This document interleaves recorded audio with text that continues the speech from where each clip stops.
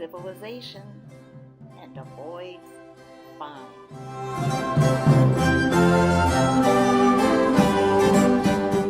Etruscans taught the Romans how to lay out burial grounds, with the city of the dead separated from the city of the living. The upper classes left traces for history, while the slaves and the poor were buried in common, anonymous graves.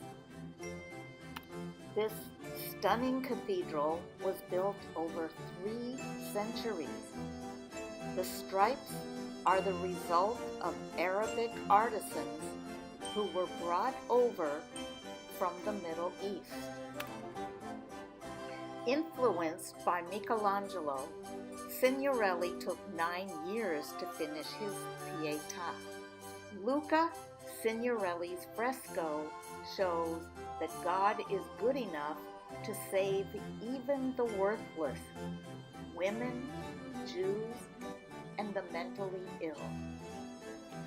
We crossed the new bridge up to Bagno Reggio. The original bridge was bombed during World War II when the Germans knew the Allies were hiding underneath.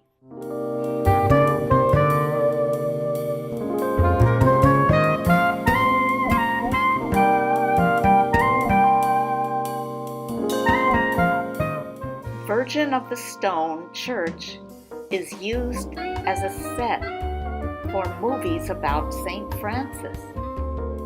Not only is she proud of her grilling skills, she started in the morning gathering wood in her wheelbarrow to start the fire.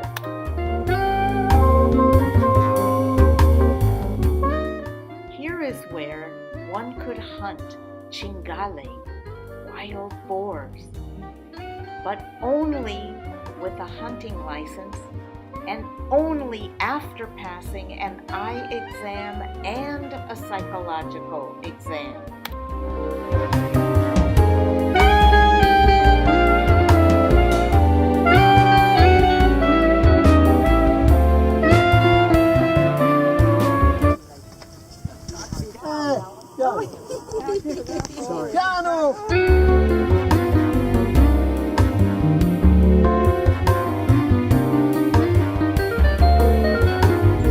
Ubaldo was a bishop, very important to the community of Gubbio spiritually and economically. By administering wealth, he helped the locals. He was made a saint immediately upon his death because so many people insisted he was deserving. He is still helping Gubbio in death. The body of a saint brings many pilgrims and tourists to the town.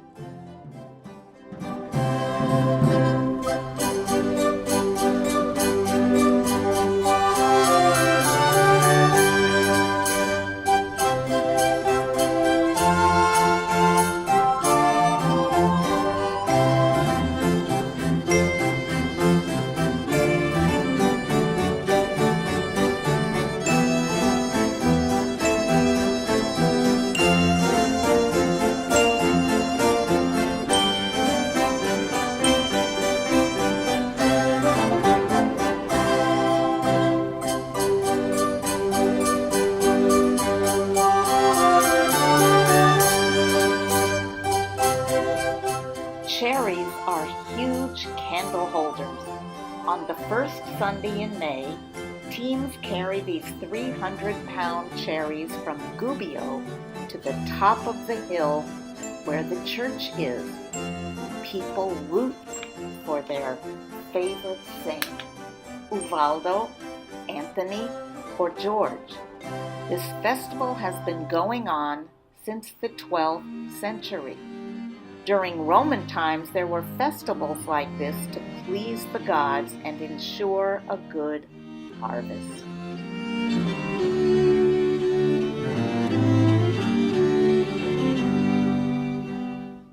After opening ceremonies, teams carry the cherries through town to ensure everyone gets to enjoy the festivities. Our tour guide, Allie, opened up her family's palace to give us first-class views of the ceremonies.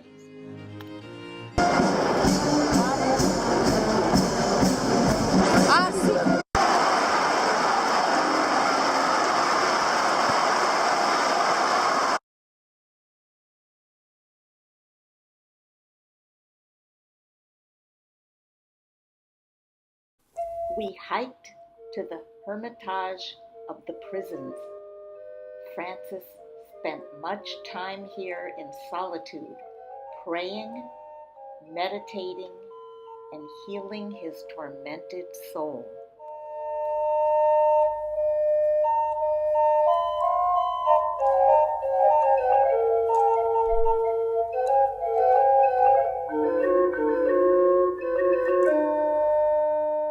Medieval times, when Francis lived, were troubled times. Life was short, precarious. There were no doctors or medicines available to heal people. In order to have a life in the church, people needed a dowry, riches. But Francis brought the possibility of salvation to everyone, rich and poor. This is an altar where Francis preached. The Tau is the last letter of the Hebrew alphabet, which means peace.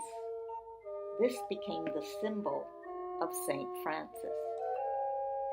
This grand church was built to protect St. Francis's favorite small church, the Porciuncola, where Francis died and wished to be buried. In death, Francis's body became valuable for spiritual, economic, and political value. So he is buried in this secure tomb underneath the cathedral in Assisi.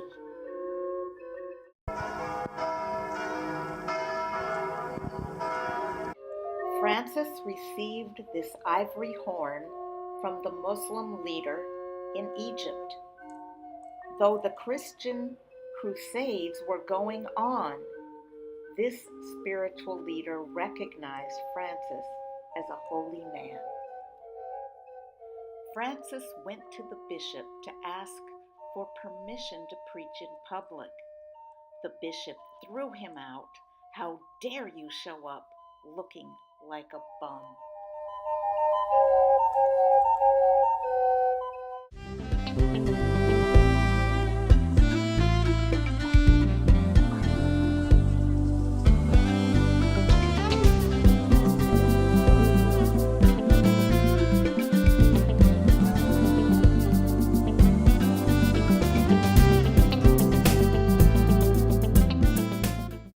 There's a famous legend of Francis that he tamed a wolf who was terrorizing the countryside, killing cattle. Losing cattle meant death, starvation for a poor family. Francis was walking and praying in the countryside when he met the wolf, spoke to him, and transformed the wolf into a docile puppy. The town adopted the wolf and fed him as a pet. The wolf of our story represents evil to be tamed by rising above our fears.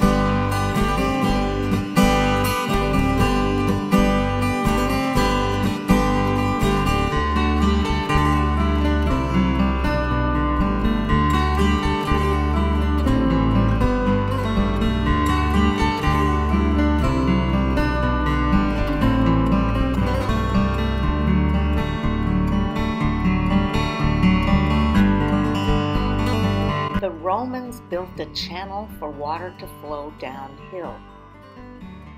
Where the land flattens out, they figured out how to build an aqueduct to keep the water flowing to Spello. Even in Roman times, lead was used, and it was discovered early on that lead makes us sick. 95% of these olives are used to produce olive oil.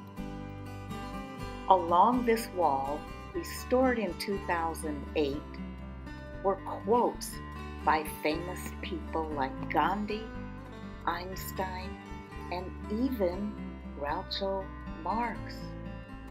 I find television very educating. Every time somebody turns on the set, I go into the other room and read a book.